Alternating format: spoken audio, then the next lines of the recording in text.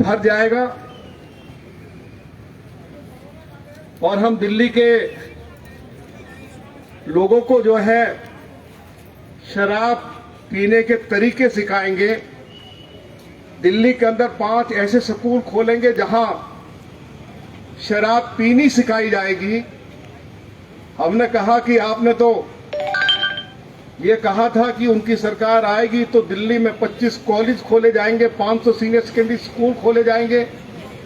आप एक भी कॉलेज नहीं खोल पाए, लेकिन आज शराब के ठेके गांव में खोल रहे हैं और शराब पीने की टेक्निक आप स्कूल खोलकर बताएंगे। मैं इसकी कड़ी निंदा करता हूं। अरविंद केजरीवाल ने, दुनिया में ऐसा कोई उदाहरण नहीं मिल सकता कि अरविंद केजरीवाल की सरकार जवाब दे रही है कि हमने पराली से खाद बनाने के लिए 1.5 लाख रुपए की दवाई खरीदी। क्या बोलते हैं इसको? डिकम्पोजर। और 22.5 करोड़ रुपया प्रचार पर खर्च किया। 22.5 करोड़ रुपया। दिल्ली देहात के सभी सम्मानित हमारे किसान बुजुर्ग और हमारे भाई मंच पर बैठे हुए हैं। मैंने विधानसभा के अंदर कहा कि अरविंद केजरीवाल कहीं पराली से 1/6 खाद बनी हो तो Ramvir Singh Bidhuri leader of opposition के पद से इस्तीफा देकर अपने घर चला जाएगा। अगर ये 22.5 करोड़ रुपया आपने गांव के विकास के ऊपर खर्च कर दिया होता तो मुझे बहुत खुशी होती है। लोगों के टैक्स का पैसा है, आप इसको प्रचार में लुटा रहे हैं और पूरे हिंदुस्तान में ये प्रचार कर रहे हैं कि हमने दिल्ली में पराली से खाद बना दी, हमने कमाल कर दिया। या मुझे बताओ किसी गांव में कमाल हुआ है क्या? अब ये गांव में शराब के ठेके भी खोलेंगे तो मैंने अरविंद केजरीवाल को कहा कि केजरीवाल, भगवान राम की सौगंध खाता हूं, यदि मास्टर प्लान का वायलेशन करके रिहायशी क्षेत्रों में शराब के ठेके खोलकर हमारे देहात के बच्चों को बर्बाद करने की जो कोशिश आपकी सरकार के द्वारा की जा रही है, इस कोशिश को हम सफल नहीं होने देंगे और हम इस बात की सौगंध करवाएंगे। और यदि हम बंद नहीं करवा सके तो हम राजनीति से इस्तीफा देकर अपने घर चले जाएंगे। ये हमने उनको खुली चुनौती दी। आखिर क्या हो रहा है देहात के साथ? देश को आजादी मिली, आजादी से पहले इस देश को मोहम्मद गोरी ने भी लूटा, गजनी ने भी लूटा, अहमद शाह अब्दाली ने भी लूटा, तैमूर लंग ने भी लूटा और नादिर शाह ने भी लूटा, उसके बाद अंग्रेज ने भी लूटा। और जब देश आजाद हो गया तो फिर कांग्रेस की सरकार ने भी दिल्ली के किसानों को लूटा। यदि उनकी जमीन एक्वायर की गई तो 30 पैसे गज के हिसाब से जमीन एक्वायर करके पूरी तरह से दिल्ली के किसान को बर्बाद कर दिया। श्री साहिब सिंह वर्मा जी जब मुख्यमंत्री बने, उनके मुख्यमंत्री बनने से पहले किसान की जमीन 60,000 रुपए प्रति एकड़ के हिसाब से एक्वायर की जाती थी। उन्होंने वो मुआवजा राशि बढ़ाकर 54 लाख रुपए एकड़ की। उसके बाद उस मुआवजा राशि में कोई बढ़ोतरी नहीं हुई।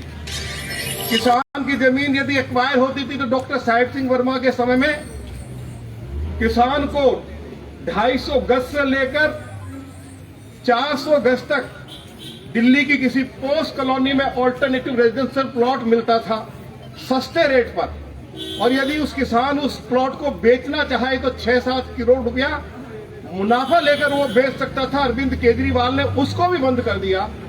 क्या ये हमारे साथ इंसाफ हुआ है क्या? ऑल्टरनेटिव रेजिडेंशियल प्लॉट बंद कर दिया। किसान का जमीन एक्वायर होगी तो मुआवजा राशि 7 साल में 1 पैसा बढ़ाया नहीं।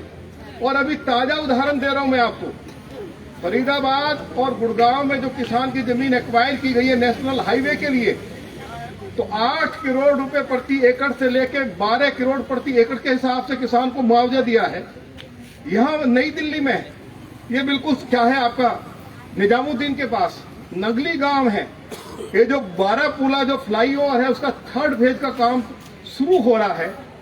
लगभग 8 एकड़ जमीन अरविंद केजरीवाल की सरकार ने हाल ही में एक्वायर की है। और 17 लाख रुपए प्रति एकड़ के हिसाब से मुआवजा दिया जा रहा है। बताइए क्या ये हमको स्वीकार करना चाहिए? क्या इससे बड़ी बदमाशी या इससे बड़ा पाप इस धरती पर हो सकता है क्या? तो हमने कहा कि हम इसके खिलाफ भी लड़ाई को लड़ेंगे। आज किसान को उसकी जमीन को कौड़ियों के दाम पर लूटा जा रहा है। अरविंद केजरीवाल ने तो ये कहा था कि आप मेरी सरकार दिल्ली के अंदर बनवा दो, और दिल्ली के किसानों ने, दिल्ली देहात के 36 जाति के लोगों ने अरविंद केजरीवाल को अपना आशीर्वाद देकर 2015 में उनको 67 सीटें दी। क्या अरविंद केजरीवाल ने यह वायदा नहीं किया था कि मेरे पास रिकॉर्डिंग है कि यदि हरियाणा और पंजाब में किसान को सिंचाई के लिए मुफ्त बिजली दी जा सकती है तो उनकी सरकार भी किसान को सिंचाई के लिए मुफ्त बिजली देगी? क्या कोई एक किसान कह बता सकता है कि कहीं एक पैसे की छूट दी गई हो किसान को? आप बताइए, क्या मुफ्त बिजली मिल रही है? क्या हरियाणा पंजाब में किसान को मुफ्त बिजली मिल रही है या नहीं मिल रही है? अरविंद केजरीवाल बिजली के नाम पर किसान को लूट रहा है। यदि किसान अपने खेत में ट्यूबवेल लगाना चाहे तो उसके ऊपर रोक लगा रखी है। यदि कहीं पैसे धेरे देकर कोई किसान ट्यूबवेल लगवा भी ले तो बिजली का कनेक्शन नहीं मिलता। ये हालत हो गई है या नहीं हो गई है? अरविंद केजरीवाल ने यह वायदा भी किया कि उनकी सरकार आएगी, क्योंकि 1908 में आखिरी बार अंतिम लाल डोरा गांवों का बढ़ा था। उसके बाद डॉक्टर साहिब सिंह वर्मा जी ने लाल डोरा बढ़ाने का काम शुरू किया। वो मुख्यमंत्री के पद से हट गए, वो कार्य वहीं रुक गया। अरविंद केजरीवाल ने कहा कि हम लाल डोरा बढ़ाएंगे। क्या किसी एक गांव में लाल डोरा बढ़ाया गया है? क्या लाल डोरे के बाहर किसान अपनी खेतीबाड़ी की जमीन के ऊपर यदि वो अपने बच्चों के लिए छोटा मोटा मकान बनाना चाहता, पशुओं के लिए छोटा मोटा कोई मकान बनाना चाहता है, तो एरिया का एसडीएम नोटिस देकर उस खेतीबाड़ी की जमीन को ग्राम सभा में वेस्ट कर देता है, उसको सरकारी जमीन घोषित कर देता है। इस तरह की नाइंसाफी और जुर्म दिल्ली के किसानों के साथ हो रहा है। और मैंने देहात में अनेकों बार ये बात कही है कि कहीं 81A लगाकर किसान की जमीन यदि ग्राम सभा में वेस्ट हुई है और यदि उस जमीन का सरकार कब्जा लेना चाहती है तो आप रामवीर सिंह विधोड़ी को, विनोद सहरावत को जरूर बताएं। आज हम ऐलान करके जा रहे हैं कि हमें अपनी राजनीति के ऊपर लानत होगी, लेकिन हम किसान की 1 इंच जमीन को सरकार को कब्जा करने की अनुमति किसी कीमत पर नहीं देंगे। सरकारी रिकॉर्ड में चाहे ये जो मर्जी करे, और हमने ये व्यवस्था की भी है, पीछे हमारी लड़ाई हुई भी है। श्री साहिब सिंह वर्मा जी ने जो गांव का लाल डोरा बढ़ाया था, तो कई मेरे ख्याल से हम लोग गए थे, अपना कझावला गए थे। कझावला के आसपास दर्जनों गांवों के किसानों को हजारों नोटिस दे दिए गए कि जो जमीन साहिब सिंह वर्मा जी आपको लाल डोरे के अंदर देकर गए थे, उसको, उसकी अलॉटमेंट को रद्द किया जाएगा। हमने विधानसभा के अंदर भी ये सवाल उठाया, दिल्ली के चीफ सेक्रेटरी के साथ भी बात की और दिल्ली के एसडी के साथ भी बात की, और हमने कहा कि यदि अब एसडीएम और तहसीलदार जो डॉक्टर साहिब सिंह वर्मा जो फैसला करके गए थे, जो जमीन देकर गए थे, यदि एक भी अलॉटमेंट रद्द हुई तो सरकार में बैठे हुए चाहे अरविंद केजरीवाल हो, चाहे अधिकारी हो, उनकी खैर नहीं होगी। और यदि कोई तहसीलदार और पटवारी एसडीएम जाएगा तो उनके साथ फिर क्या सलूक किया जाएगा, मैंने कहा उसकी जानकारी वो हम दे नहीं रहे हैं। तो इसलिए इस जुर्म को बंद करो। इन्होंने धंधा शुरू कर दिया था। क्या हजारों लोगों को नोटिस नहीं दिए गए? बताइएगा। और जब हमने इनको हड़काया उसके बाद इनकी गांवों में फिर एंट्री बंद हुई या नहीं हुई? हम इनको घुसने नहीं देंगे। ठीक है, सरकार हमारे पास नहीं है, कलम की ताकत हमारे पास नहीं है, लेकिन हमारे पास देहात के लोगों की लठ की ताकत तो है ना। इनको लठ से मारेंगे। अरे तुम हमारे बच्चों को रोजगार नहीं दे सकते, स्कूल कॉलेज नहीं खोल सकते। हमारे बाप दादा की, हमारे पूर्वजों की अगर वो जमीन है, क्या तुम्हें उसको छीनने का तुम्हें कोई अधिकार है? क्या हम कोई आपको अनुमति देंगे? और यदि हमने अनुमति दे दिया और हमारे समय में ये काम हो गया तो हमारी राजनीति को लानत होगी। आने वाली पीढ़ियां हमारे ऊपर थूकेंगी कि लीडर ऑफ अपोजिशन क्या कर रहा था। तो इसलिए उसकी कोई चिंता करने की जरूरत नहीं। पूरे देश में कृषि यंत्रों पर, खाद पर यदि किसान ट्रैक्टर खरीदता है तो राज्य सरकारें सब्सिडी देती है, लेकिन अरविंद केजरीवाल की सरकार, दिल्ली में केवल एक ही सरकार है देश में। क्या किसान को खाद, कृषि यंत्र या ट्रैक्टर पर कोई सब्सिडी दी जा रही है? अरे आप सब्सिडी नहीं दे पा रहे हो, आपने तो ट्रैक्टर को कमर्शियल व्हीकल घोषित कर दिया, कमर्शियल वाहन बोलेंगे। और यदि किसान बेचारा दिल्ली से ट्रैक्टर खरीदता है तो 28,000 रुपया उसको हर साल रोड टैक्स देना पड़ेगा। किसान अपने रिश्तेदारों के नाम पे, हरियाणा में जो उनके रिश्तेदार रहते हैं, राजस्थान में रहते हैं, उत्तर प्रदेश में रहते हैं, उनके नाम पर जाकर वहां ट्रैक्टर खरीद रहे हैं। आपने ट्रैक्टर को कमर्शियल व्हीकल घोषित कर दिया। अरविंद केजरीवाल की रिकॉर्डिंग, आपने वीडियो रिकॉर्डिंग सुनी होगी। अरविंद केजरीवाल ने यह कहा कि नरेंद्र मोदी की सरकार गेहूं और धान की जो कीमत तय करेगी, मेरी सरकार 50% एक्स्ट्रा देगी। ये बात कही नहीं कही अरविंद केजरीवाल, देगी नहीं, ये कहा कि दे रही है। ये रिकॉर्डिंग सुन लीजिए। और ये भी कहा कि इसके ऊपर मेरी सरकार 100 करोड़ रुपया खर्च कर रही है। आज हम अरविंद केजरीवाल से पूछना चाहते हैं कि किसी एक गांव में आपने एक किसान को भी, अब 2,000 रुपए प्रति क्विंटल के हिसाब से सरकार गेहूं खरीदती है, तो 3,000 रुपए प्रति 1,000 रुपया क्विंटल के हिसाब से किसानों को मिलना चाहिए नहीं मिलना चाहिए? तो अरविंद केजरीवाल, जब आप ये कह रहे हो कि मेरी सरकार दे रही है और किसान को वो पैसा मिला नहीं है, तो हम तेरे दरवाजे के बाहर तेरी छाती पर तब तक बैठेंगे जब तक जो घोषणा ही नहीं कही। आपने कहा हम दे रहे हैं, वो पैसा कहां चला गया, वो किसकी जेब में चला गया, उसका हिसाब भी आज हम तेरे से मांगने के लिए आए हैं। ये भी देना पड़ेगा। हैरानी की बात है, इन्होंने कहा कि मैं सत्ता में आऊंगा, दिल्ली लैंड रिफॉर्म एक्ट की धारा 81A 33 को समाप्त कर दूंगा। आज तक 8133 समाप्त नहीं हुई। कितनी कमाल की बात है, यदि आज किसान की मृत्यु हो जाए और उनके नाम पर मान लो 50 बीघा जमीन है, तो वो जमीन उनके बेटा और बेटी के नाम पर रेवेन्यू रिकॉर्ड में ट्रांसफर नहीं हो सकती, उसके ऊपर रोक लगा दी। क्या इस तरह का जुल्म आपने पूरे हिंदुस्तान में किसी राज्य में कोई ऐसा उदाहरण आप दे सकते हैं? मुझे आप बताओ, सारे किसान यहां बैठे हुए जिम्मेवार। आज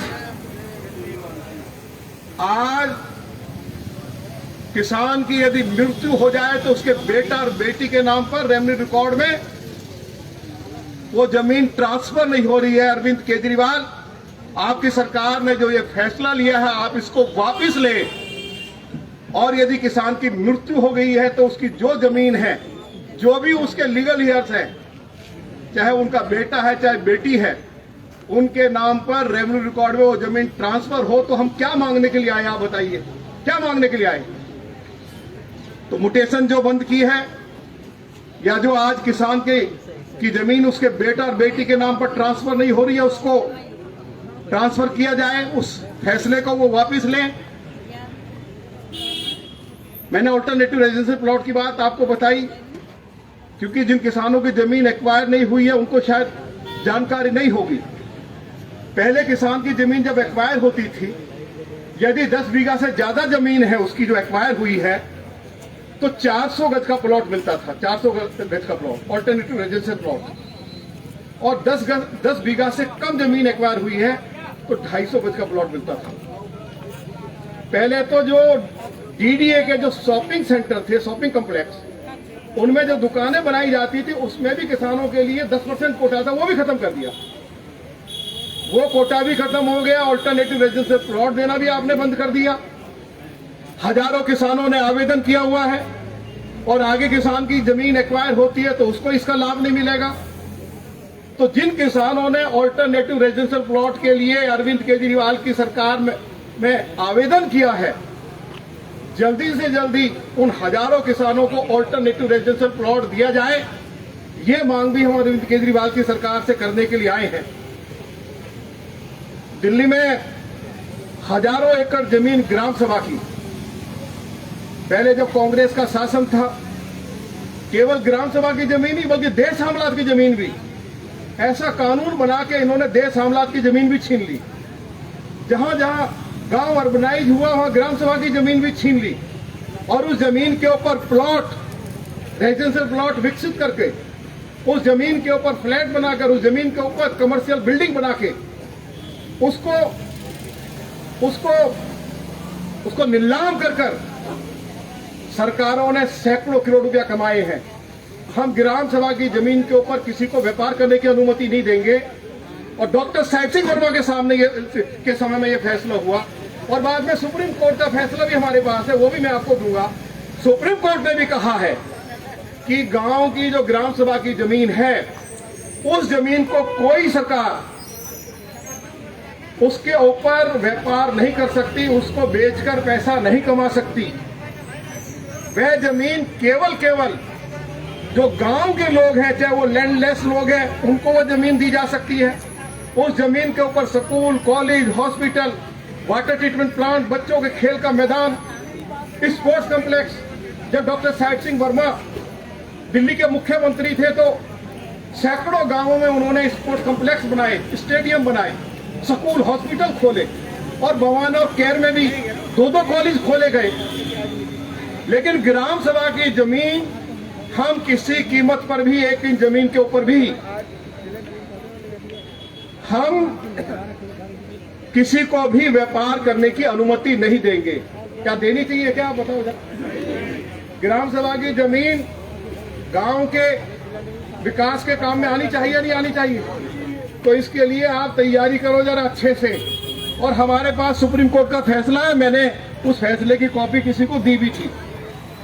ये उस जमीन पर रेजिडेंशियल प्लॉट या कोई कमर्शियल बिल्डिंग या कोई फ्लैट बनाकर नहीं बेच सकते हैं। सुप्रीम कोर्ट का फैसला है। तो किसी कीमत पर भी हम ग्राम सभा की 1 इंच जमीन को भी हम उस पर सरकार को व्यापार करने की अनुमति नहीं देंगे। वो जमीन किसानों के काम, गांव के काम, 36 जातियों के लोगों के काम आए।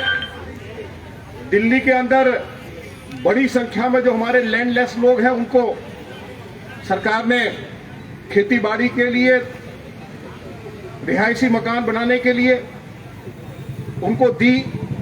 अरविंद केजरीवाल ने 7 साल पहले ये वायदा किया था, उनकी सरकार आएगी तो जो भूमिहीन है, जिनको जमीन दी गई है, उनको मालिक बनाया जाएगा। लेकिन 7 सालों में एक भी जिस व्यक्ति को खेती बाड़ी के लिए या मकान बनाने के लिए जमीन मिली है, अरविंद केजरीवाल की सरकार ने किसी को मालिक नहीं बनाया। बनाया क्या बताओ? 7 साल में।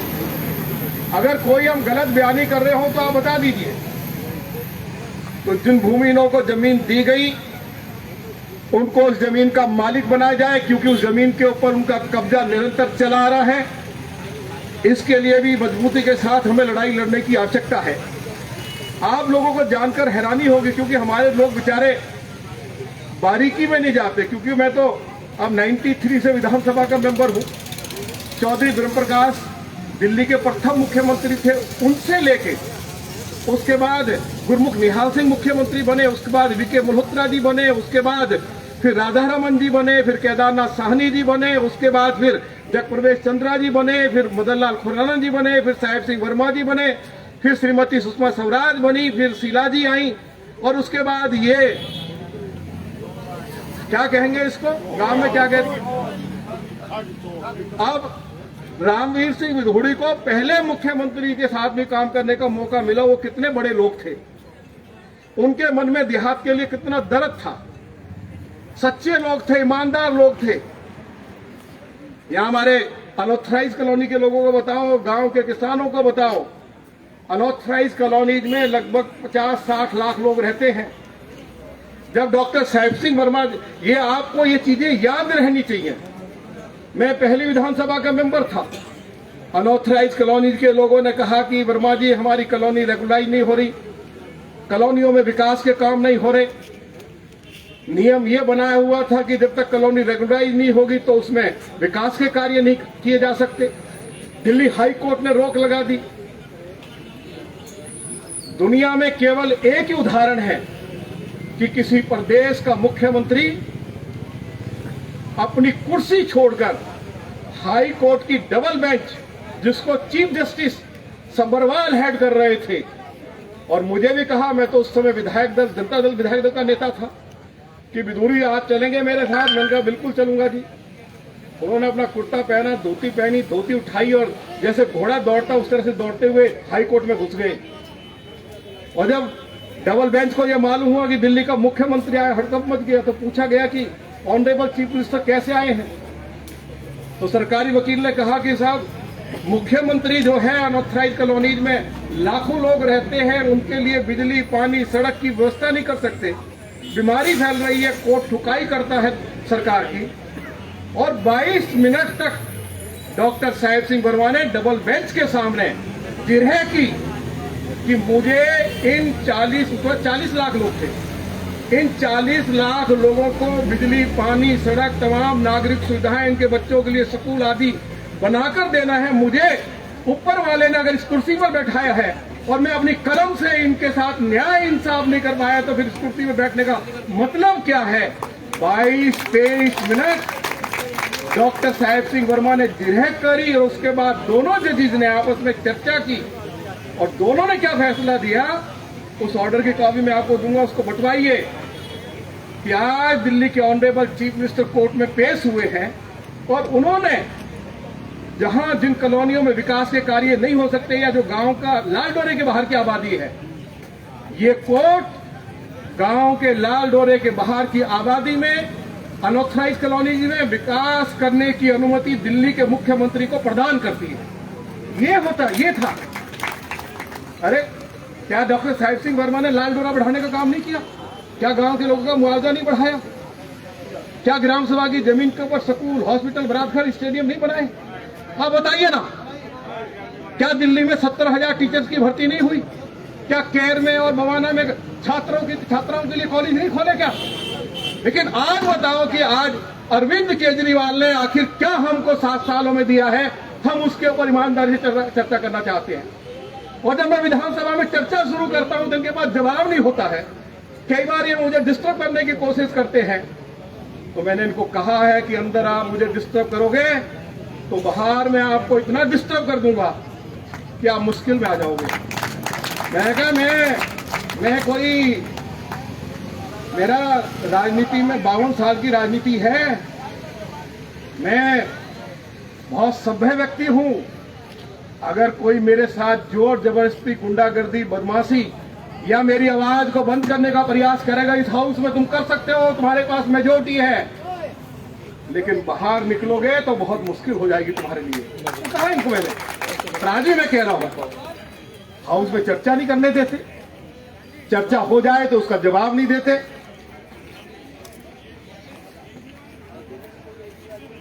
तो हमने कहा कि आपने गांव के लोगों के साथ वायदा किया था कि हम गांवों में सिविल लाइन डलवाएंगे, स्कूल खोलेंगे, कॉलेज खोलेंगे, खेतीबाड़ी की जमीन के ऊपर स्पोर्ट्स कॉम्प्लेक्स बनाएंगे, बच्चों के लिए खेल के मैदान बनाएंगे, लोगों को स्वच्छ जल मिल सके उसके लिए वाटर ट्रीटमेंट प्लांट बनाएंगे। गांव गांव में सिविल लाइन यदि डालेंगे तो हमारे पास ग्राम सभा की जमीन है, उसमें सीवेज ट्रीटमेंट प्लांट बनाएंगे। आप मुझे बताइए, क्या किसी गांव में सिविल लाइन डालने का काम हुआ? क्या किसी गांव को स्वच्छ जल मिला? क्या किसी गांव में नया स्कूल, कॉलेज खोला? क्या कोई हॉस्पिटल बना? मुझे बताओ जरा। और आपको हैरानी होगी, इनके मंत्री का आपने 4-5 महीने पहले एक बयान पढ़ा होगा गोपाल राय जी का। उन्होंने कहा कि मैं गांवों के विकास के लिए 400 करोड़ रुपया दे रहा हूं,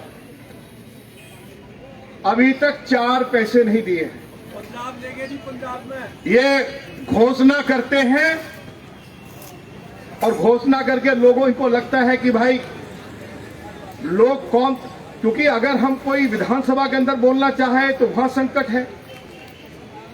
अब अखबारों में, इलेक्ट्रॉनिक मीडिया को इतना ये विज्ञापन देते हैं, यदि हम सच्चाई कहना भी चाहें तो कई बार वो सच्चाई दब जाती है।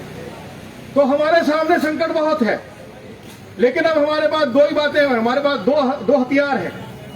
एक तो सोशल मीडिया हमारे पास है, दूसरा हम गांव के लोगों को वो दलगत राजनीति से ऊपर उठकर 36 जाति के लोग एक साथ इकट्ठे होकर ये जो 1 दर्जन वायदे अरविंद केजरीवाल ने मुख्यमंत्री बनने से पहले गांव के लोगों से किए, वो अपने वायदों को पूरा करें। उसकी लड़ाई को हमें मजबूती से लड़ने की आवश्यकता है।